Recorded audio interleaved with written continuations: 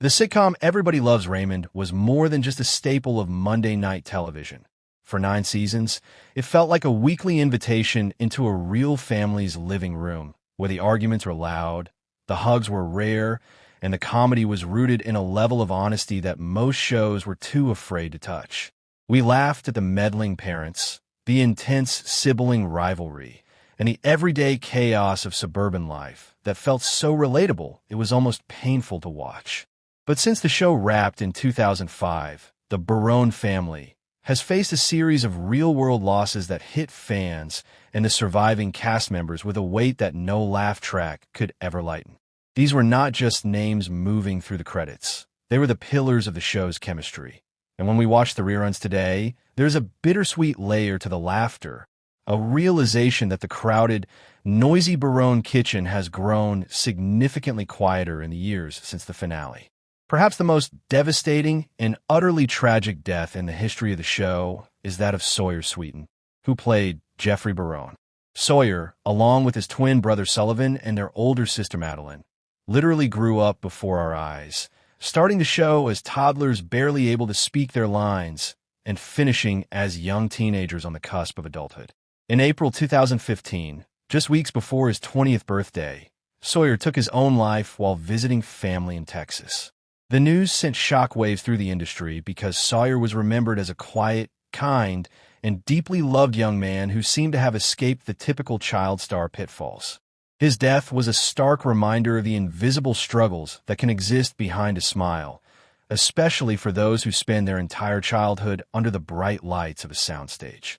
Ray Romano described him as a wonderful and sweet kid, and Patricia Heaton expressed her profound heartbreak, noting that the twins were an integral part of the Barone household's DNA.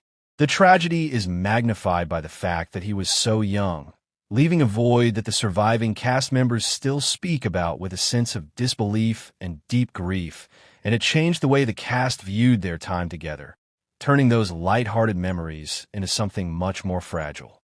Peter Boyle, the man who immortalized the grumpy, pantless patriarch Frank Barone, was the first major cast member to leave us, and his departure felt like the foundation of the house had been pulled away. Boyle was a veteran actor who had seen it all, from playing the misunderstood monster in Young Frankenstein to a menacing figure in Taxi Driver. But it was the role of Frank that made him a household name for a new generation. What many fans didn't realize at the time was that Boyle was battling significant health issues throughout the later years of the show. He had suffered stroke in 1990 and was later diagnosed with multiple myeloma, a form of bone marrow cancer, as well as heart disease. He passed away in December 2006, only a year and a half after the series ended, having spent his final years giving every ounce of his remaining energy to the character of Frank. His death felt like the official end of the Barone era, and Doris Roberts, his on-screen wife, was particularly devastated, as the two had developed a comedic shorthand over nearly a decade that was completely irreplaceable. Frank Barone was the grit that made the show work, providing the perfect cynical counterpoint to the family's neuroses, and losing him so soon after the show ended was a massive blow that made a reunion seem impossible from the very start. If Peter Boyle was the grit, Doris Roberts was undeniably the glue that held the entire production together. As Marie Barone, she created one of the most iconic, intrusive, and yet strangely lovable mothers in television history. A woman who could insult your cooking and your life choices in a single breath while still making you feel like you were the center of her world. Doris was a powerhouse of energy who won 4 Emmys for the role and continued working well into her 80s, never losing her sharp wit or her dedication to the craft.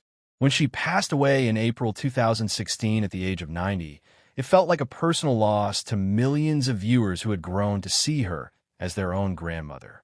She died in her sleep from a stroke, and while 90 is a long and full life, her death was poignant because of how much she truly loved her TV family.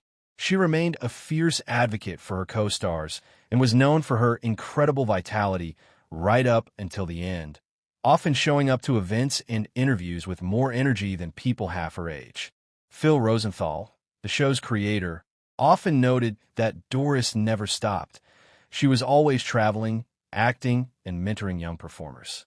Seeing the Barone house without the constant, hovering presence of Marie in reruns is a constant reminder of the lightning-in-a-bottle chemistry that defined the series, and it's hard not to feel a twinge of sadness when she walks into Ray's kitchen, knowing that the queen of the household is gone.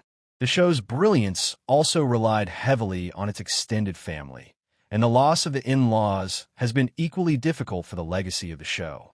Fred Willard, the master of deadpan comedy who played Amy's conservative father, Hank McDougal, passed away in 2020 at the age of 86, leaving behind a legacy of improvisational genius that few could match. His ability to make the most mundane or awkward line hilarious was a gift that elevated every episode he appeared in, creating a character that was the perfect, stiff-collared foil to the chaotic Baroness. He was preceded in death by his on-screen wife, Georgia Engel, who played Pat McDougal with a voice like a gentle whisper and a comedic timing that was absolutely lethal. Georgia passed away in 2019, and the chemistry between the two of them as the polite parents was a highlight of the later seasons that provided some of the show's most memorable moments. Additionally, we lost Katherine Helmont in 2019, who played Deborah's sophisticated, world-traveling mother, Lois Whalen. Helmont brought a perfect touch of high society contrast to the gritty Barone household before she passed away from complications of Alzheimer's, a disease that robbed her of the sharp mind she used so effectively in her performances.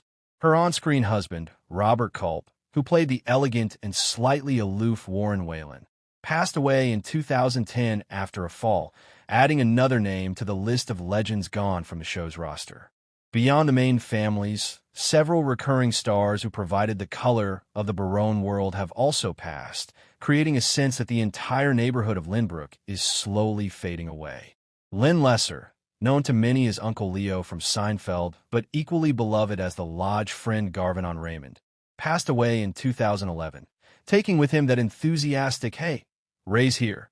That was a small but essential part of the show's charm. When you sit back and look at the big scenes, the weddings, the holidays, the crowded dinners, the statistical reality is startling. In many of those iconic shots, more than half of the people on screen are no longer with us, turning the show into a beautiful but haunting time capsule. Watching Everybody Loves Raymond today is a completely different experience than it was 2 decades ago. The laughter is still there because the writing and performances are timeless, but it is impossible to ignore the empty chairs at the table. Ray Romano has often been asked about a potential reunion or reboot, and his answer is always a firm no, simply because you cannot have the Baroness without Frank and Marie, and you certainly cannot ignore the loss of Sawyer, who represented the future of that family. The show was built on the dynamics of those specific people, their specific ages, and their specific quirks, and without them, the house is simply a set. These actors gave us a gift that keeps on giving through syndication, teaching us that even in the most annoying, intrusive, and loud families, there is a foundation of love that endures even after the people themselves are gone.